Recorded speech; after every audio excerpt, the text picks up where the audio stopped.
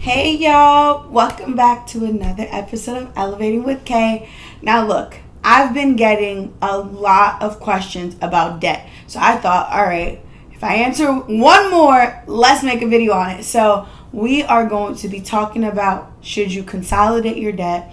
How do you actually plan for debt? How do you deal with debt? All the stuff that I've been getting asked, we're going to cover in this video. So if you're having money problems, I'm just joking. If you're having money problems, this video is for you. So let's get into the video.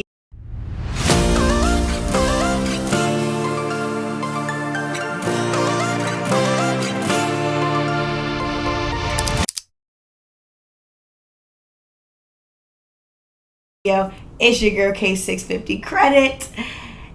And y'all know I love this. All right, let me get comfortable. Because I started off trying to be cute and that wasn't it. All right, y'all. So, debt. Now, you guys know I tell the truth, the whole truth, and nothing but the truth. I'm in debt too. We all go through it. Like, we all have a time in life where maybe we overinvest, maybe life be lifing, or we just didn't prepare for certain circumstances. Whatever it is, we all been there. Whether the debt is good debt or bad debt is going to be up to you, but we all have some sort of debt, in my opinion. There's some people that are debt-free, living the great life, and that is awesome. I inspire to be them. But for people like you and me, listen, I could relate, and there's a couple things that I did to deal with my debt. Whether the debt was for my business or the debt was for my personal. So one big thing I see online, people talk to me about, and something that kind of gets me going, and this is probably totally against everything I stand for in credit, but I'm just real about everything in my process, and I want you guys to know that there's no one way to do anything. So I got a question saying, well, okay, did you start off with business credit? Did you ever use your personal to leverage your business? I'm going to tell you the truth. Yes, I didn't know anything about business credit when I first started. I had zero knowledge about it. I literally had an idea. I knew that I could fix credit. I knew that I was good at it, right? Because when I first started doing credit, it was because of me, right? I had a need for it. It didn't have anything to do with anybody else. I wanted to buy a house, and I didn't have the credit score to do so. So just like anybody else, I went and sought help. And when getting the help, I started learning, and then I started putting my family on, and so forth and so on. And that's kind of the birth of the program. But I didn't learn about business credit. I learned about personal credit.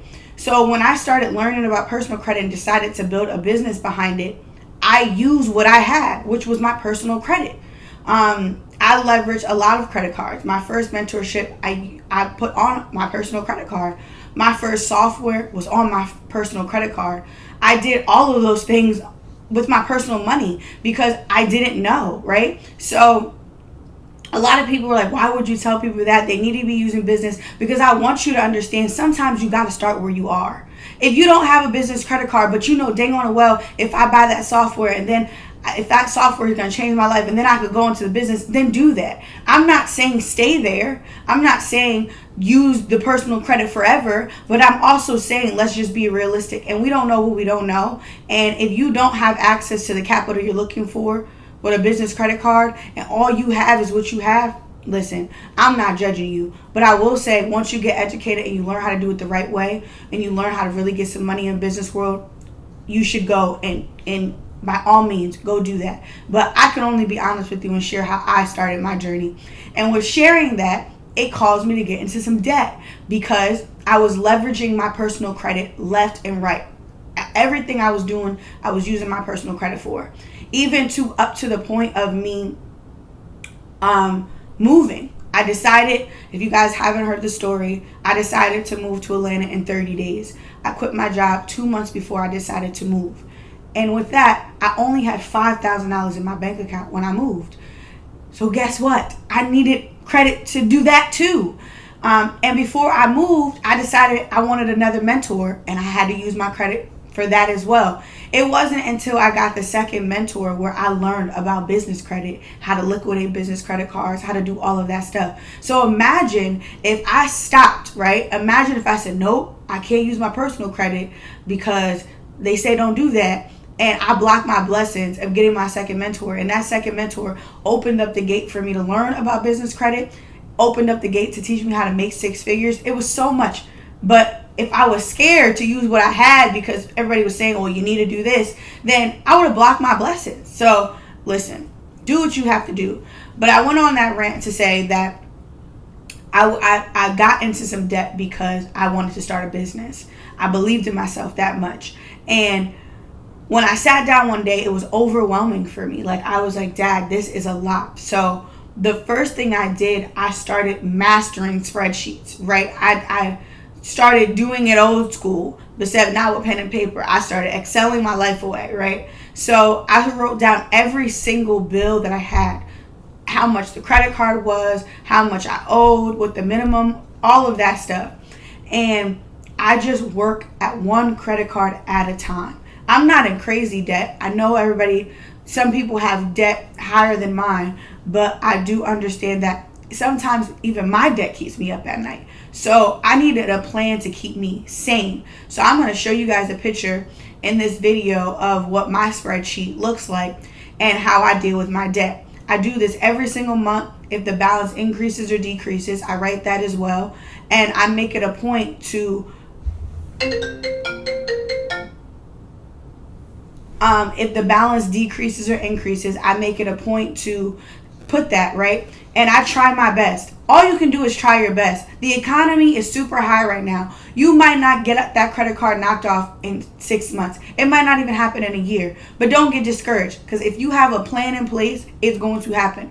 When you don't plan, then things don't happen the way they're supposed to happen. And I'm a firm believer of that. So in the Excel sheet that I'm going to show you, there's a couple of things that you are going to see.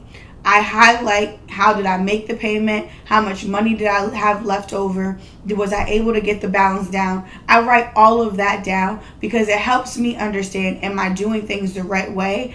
Am I actually accomplishing what I'm trying to accomplish? Do I have more bills than money? Like, all of those things matter.